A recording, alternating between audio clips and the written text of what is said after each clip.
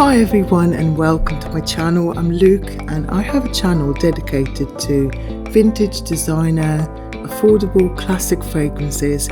I'm not your typical influencer. I don't do affiliate links, discount codes, promotions, sponsorships, nothing like that. I'm just sharing what I enjoy because perfume is indeed my hobby.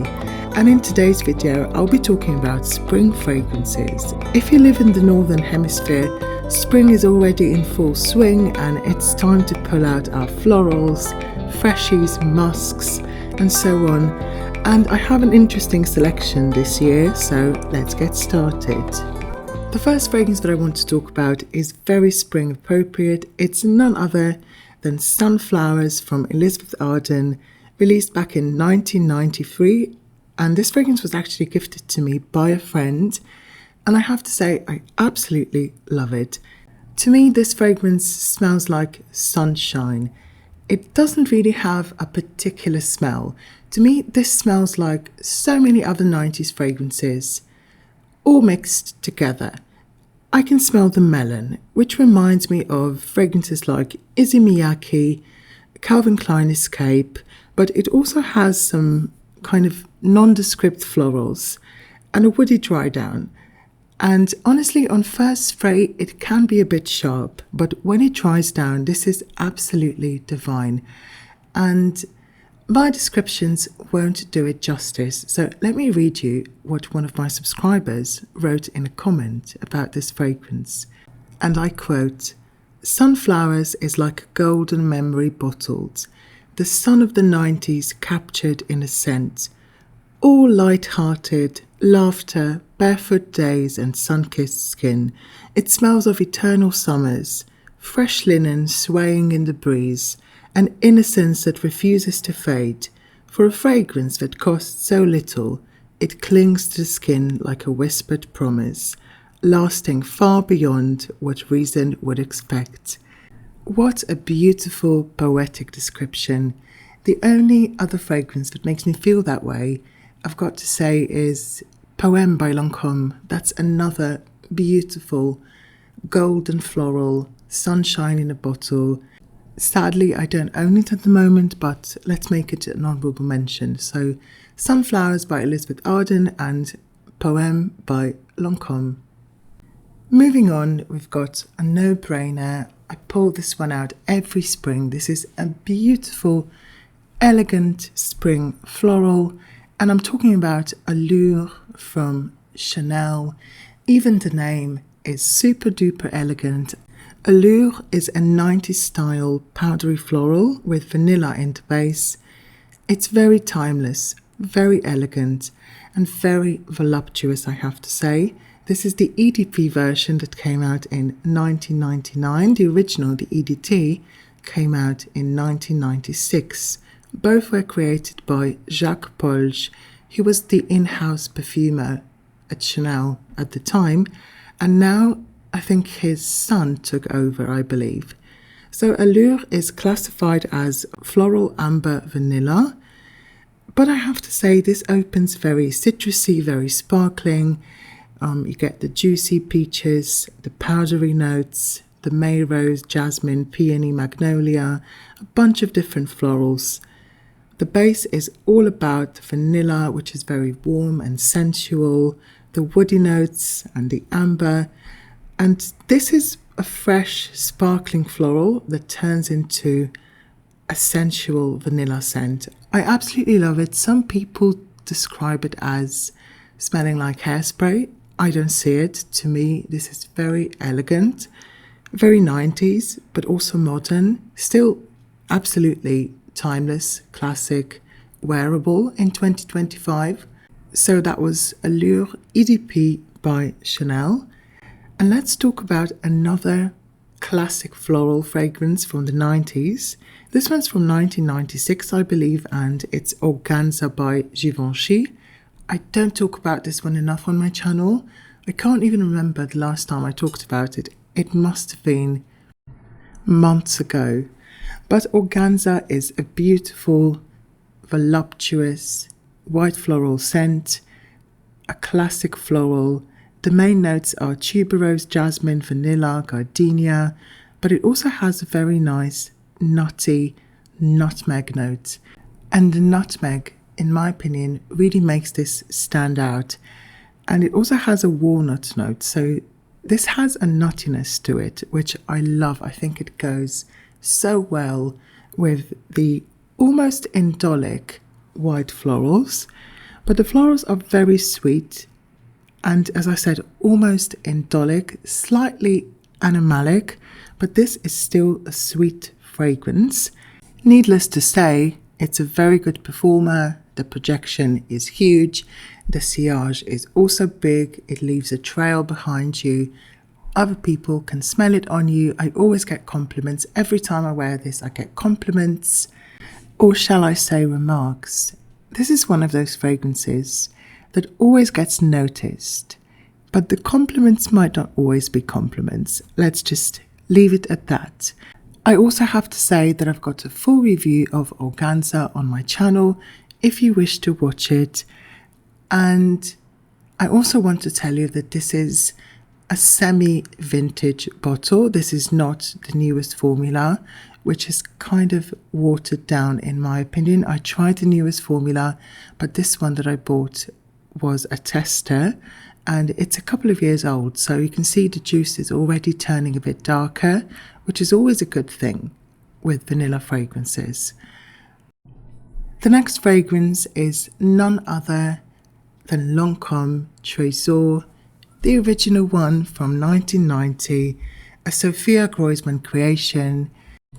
And this fragrance is just perfect for springtime. It's perfect for Mother's Day as well. This would make a beautiful gift because this is a rose fragrance. It's a rose peach fragrance, very powdery, very skin-like, very lotion-like. This smells like an expensive lotion. It smells like peaches, roses, wood shavings, and a touch of musk. It has other florals, but to me this is predominantly a powdery rose and peach fragrance. It's very romantic, very wearable, beautiful. It's one of those comforting hug in a bottle fragrances, and it also contains something called the Hug Me Accord, created by none other than Sophia Groisman herself. So she basically patented this style of fragrance, this sweet, powdery, comforting fragrance that smells like a hug. So that's Trésor by Lancome, perfect for the spring, perfect. And I decided to talk about another Lancome. This one is Miracle from Lancome, launched back in 2000. The noses behind it were Harry Fremont, Alberto Morillas, and Christian Dussolier. And this is predominantly, I would say, a magnolia fragrance. It smells like peony to me, I'm not going to lie. It smells pink, but apparently it's supposed to be a magnolia fragrance. And it's a very simple, watery, slightly spicy, musky floral. It smells beautiful. Is it groundbreaking? No, not really. You can find other fragrances that smell like Miracle, because this smells just like a stereotypical pink fragrance to me. But it's a fresh floral, and I really love a fresh floral in the spring. It opens slightly peppery, which makes it very interesting in my opinion. But then the dry down is all about that musk, and it's also supposed to have ginger. I don't really smell any ginger, but this definitely has a freshness to it. So it's a fresh, springtime, watery, maybe even slightly aquatic floral, but also musky. It's beautiful, it's elegant, but simple, understated, pleasant, and wearable. You can't go wrong with this one, and you can pick it up for €30, dollars, pounds online. Very affordable on the grey market. The next fragrance is Springtime in a Bottle. It's a warm golden floral with vanilla, and it's none other than Dior J'adore Allure, the 2017 version. This is such an expensive fragrance. It's essence de parfum, not eau de parfum, so it's much more concentrated. You only need around 2 to 3 sprays. Sadly, it's been discontinued. The J'adore Law available at the moment smells nothing like the 2017 version, and this is one of my signature scents. I have a backup. As you can see, it comes in a beautiful box, and this is niche quality. This is definitely niche quality. It's long lasting, and it's, in my opinion, one of the most expensive smelling, luxurious smelling fragrances I've ever tried. I never want to be without this one. That's why I have a backup. As far as the notes go, this is quite a simple fragrance, but it smells very complex. It's got jasmine, ylang ylang, tuberose, may rose, vanilla, and tonka bean. It sounds simple, but it's very complex, very luxurious, very long lasting. It opens very white floral, slightly fresh, very uplifting, almost effervescent, but when the vanilla comes through, this fragrance becomes warm and cozy, sweet, vanillic, comforting, slightly oriental even. But the florals are so expensive smelling and uplifting, and the ylang ylang adds this banana-esque quality, which just makes this scent perfection. This is liquid gold. The next scent is a musk fragrance, and it's Noa by Cacharel. This is from the 90s, but it smells surprisingly modern, I would say. The perfumer behind it was Olivier Cresp, who also created Rare Gold from Avon, and he also did Gloria for Cacharel, I believe, and Midnight Poison as well. So I do really like his creations, and I'm wearing Noa today, as a matter of fact, and I have to say this fragrance is such a comforting, musky, lotion-like scent. It does smell like an expensive lotion. It makes you feel pampered. It's soft and tender, slightly floral. You get just a tinge of coffee in the base, in the dry down. I highly recommend it. It's absolutely ethereal. It smells clean, fresh, pure, but it's not a weak scent. This is definitely not a weak scent. You will be able to smell it on yourself all day long. I can smell it on myself all day long. It's 5 p.m. now, and I can still smell it. I applied it in the morning. This one is long lasting. Even though it's a soft, clean and fresh fragrance, it is long lasting. The performance is great, and it's also affordable. You can get this for around 30 euros, dollars, pounds, I believe. Very affordable. So this is Noa by Cacharel, another spring staple in my collection. Moving on, I chose Cerruti 1881. This was launched back in 1995, and it's an eau de toilette. This is a powdery, musky floral, a typical 90s fragrance, slightly fresh, slightly aquatic, but very soft, pretty, subtle, wearable, but also not too weak, I would say. This newer formulation is not that strong, and this was my mum's fragrance back in the 90s, and she tried the new formula and she said it was weaker than she remembered. But the scent is still the same. It's instantly recognizable. It smells like Cerruti 1881. So given that this is more of a soft floral, also the performance is not that beast mode. It's not strong, but it's not weak either. So it's a scent with a soft presence, I would say. And my mum and I, we did a video back in maybe December called 90s Fragrance Memories. And she talked about this fragrance, and along with a few others that she wore back in the 90s. I did buy some fragrances which she used to wear back in the 90s. So we did a video together, and I'll put the link down below and on the screen so you can go and watch it if you wish to.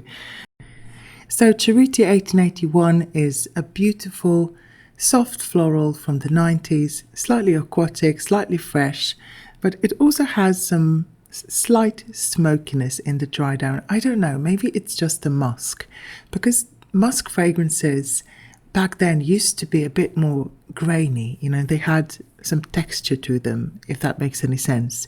So that's Cerruti 1881, and let's move on to the next one. Moving on, we've got another typical spring fragrance, and this is Cabotine, the EDT, launched back in 1990. This is a green floral. It's a sweet, creamy floral. This was love at first sniff for me. I absolutely loved it when I tried it. It's very inexpensive, around 5 to 10 euros. So inexpensive, but it does smell expensive. It's a complex 90s fragrance, 90s floral, I wanted to say. And it does smell like an expensive designer scent like Lancome Miracle. For some reason, I get lots of blackcurrant. But this scent is actually a white floral, a green white floral, and it's similar to Tendre Poison by Dior, which my mum used to wear back in the 90s. And when she tried Cabotine, she said, that smells exactly like not pure poison, Tendre Poison. But this fragrance is indeed a beautiful green floral. It's not Chanel number 19 kind of green. I also said that in another video, I remember. Chanel number 19 is very green, but also very dry. Cabotine is sweet, surprisingly sweet for a green fragrance actually. And it wears very nicely. It really packs a punch. It does have that green aromatic bite in the opening, so you have to get used to it. But I wouldn't say the greenness is too much or overwhelming. It's definitely sweeter than most classic fragrances. Last but not least, I picked Anais from Cacharel, or Anais, as it should be pronounced properly, even though I like to say Anais, just to piss people off, you know, because some people in my comments are just coming for me for mispronouncing things all the time, so sometimes I like to do it on purpose. But let's talk about this 70s classic. This is a bitter white floral scent. It's your typical 70s floral. It's green, bitter, it's like even sheeper leaning, I would say, but definitely not for everyone. I do find it romantic. I do find it very French. The lily and the hyacinth are the main notes in this fragrance, but it also has some oak moss and some green notes in the opening. And to me, this smells just like flowers. You know, the stems, the flowers, even the earthiness from the roots. So this smells like a bouquet of hyacinths, but make it very soapy, vintage smelling. So definitely not for everyone. This is not a true green bitter sheeper like Miss Dior. It's a bit sweeter than that, but it's definitely still a dry green fragrance. So a lot of people will recoil in horror when they smell this one, and a lot of people hate it, and I can perfectly understand that. So that's Anais by Cacharel. So there you have it. These are all the fragrances that I'll be wearing this spring. Of course, I'll be wearing other fragrances as well. Fragrance for me knows no gender, no season, no time of day. You know, just wear whatever you want, whenever you want. You know, just wear whatever makes you happy. I enjoy wearing fresher florals in the spring, but I also like wearing orientals sometimes, you know. Rules are meant to be broken. So thank you everyone for watching. Please leave me a comment down below, give this video a like, and make sure you subscribe to my channel. So thanks for watching again. Have a nice day. Bye.